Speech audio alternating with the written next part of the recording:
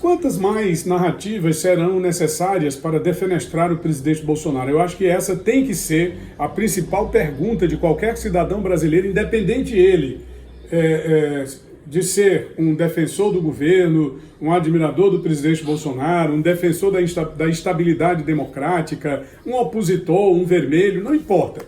Quantas mais narrativas serão necessárias? Eu vou citar apenas algumas das que eu posso me lembrar sem recorrer a nenhuma anotação. Tá aqui, ó. Primeiro de tudo, esse camarada, durante a campanha eleitoral, seria um fascista. E os seus seguidores, igualmente como ele, teriam pego uma moça no Rio Grande do Sul e marcado nela o sinal de representação do nazismo, que é uma suástica com a ponta de um canivete. Depois se descobriu que foi ela mesma que se marcou. Ela mesma se marcou para agredir o candidato. Ela nem conhece o candidato. Só porque pertence a um determinado movimento de esquerda, repudia a campanha de Bolsonaro, então ela fez uma marca de nazi no próprio corpo para acusar os seguidores do Bolsonaro e, consequentemente, tentar implicar a sua campanha eleitoral. Vamos adiante. Ele já presidente da República. Ele publicou um vídeo mostrando elementos em desacordo com a conduta pública no Carnaval do Rio de Janeiro em 2019. Os camaradas tirando a roupa, os camaradas fazendo o que se chama de atentado violento ao pudor. No caso ali era um atentado violentíssimo ao pudor que estava sendo praticado por esses elementos, maus elementos, e que foram flagrados. O mundo desaba sobre a cabeça do presidente Jair Bolsonaro. O terceiro ponto que eu gostaria de citar, entre as narrativas que predominaram ao longo desse período, foi de que o presidente Jair Bolsonaro teria recebido em seu condomínio no Rio de Janeiro a presença de um elemento associado à morte da então vereadora Marielle Franco. Esse elemento teria adentrado as dependências do condomínio para ir até a residência do presidente. O Carlos Bolsonaro conseguiu mostrar a entrada desse elemento registrado no sistema eletrônico da portaria, no que estava impresso. Repare bem onde é que a questão da impressão volta, porque se não tivesse feito a impressão, o sistema poderia ter sido apagado, mas também estava registrado no sistema ainda. E ele conseguiu, comparando as datas da entrada deste elemento, me parece que Rony Lessa, ao condomínio para visitar um outro sujeito, que não tem nada a ver com o presidente Bolsonaro, que nesse dia o presidente estava ausente do Rio de Janeiro, que não havia qualquer indicativo de que aquele indivíduo fora aquele local para visitar o presidente. Depois o porteiro sumiu. O porteiro sumiu completamente até que ele foi localizado já mais ou menos uns 60, 80 dias depois, numa cidadezinha da periferia carioca, vivendo anonimamente, sem trabalho, sustentado por quem, Douglas? Quem é que sabe, Douglas?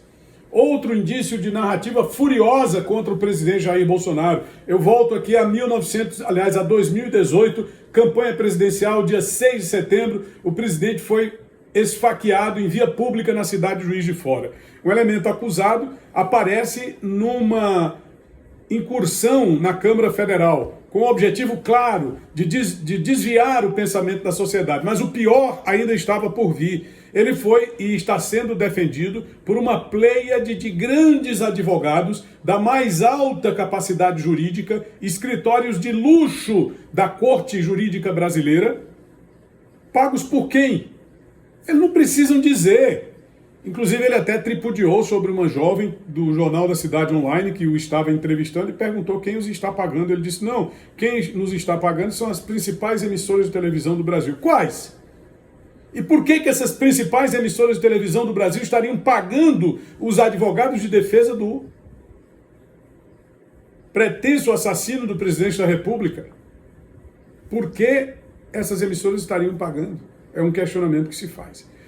Logo em seguida, você percebe que existe um consórcio dessas emissoras para divulgar informações, potencializando o drama das famílias que já sofrem por demais com o problema do Covid, tentando construir a ideia falsificada de que seria o presidente da República o grande responsável pela mortandade da Covid. Como se em outro país do mundo não tivesse morrido ninguém, só no Brasil.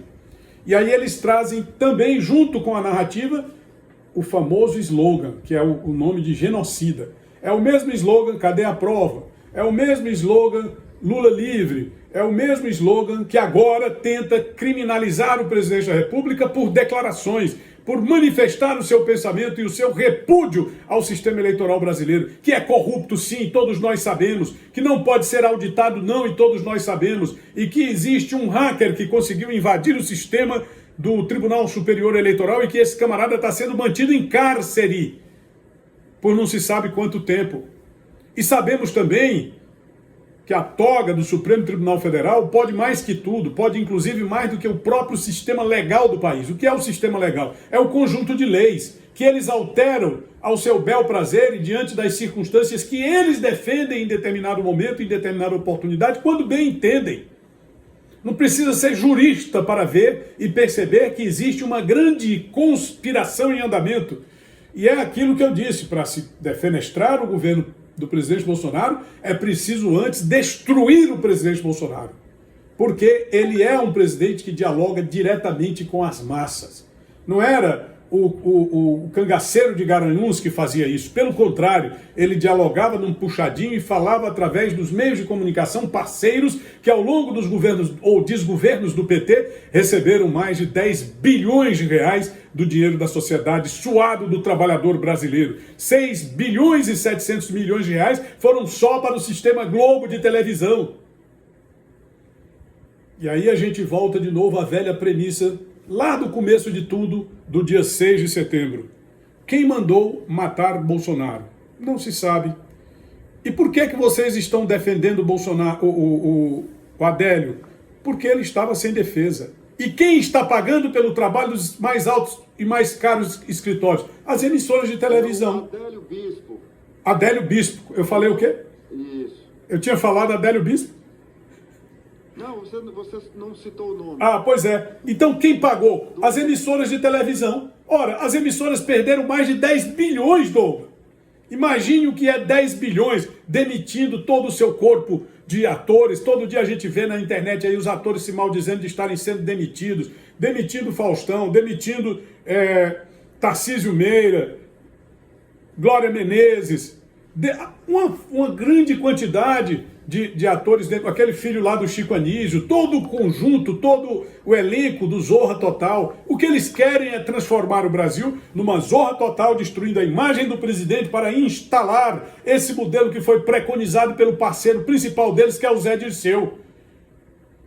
Não se governa tendo o poder ele precisa ser conquistado. E não é a eleição que dá o poder ao indivíduo. O que dá o poder ao indivíduo é o golpe que eles tentaram praticar ao longo de 13 anos e não conseguiram, porque felizmente veio a desmoralização com os sucessivos escândalos e a sociedade reage até que se chega o impeachment. E agora talvez seja o momento deles tentarem de fato, lamentavelmente, mas não de direito.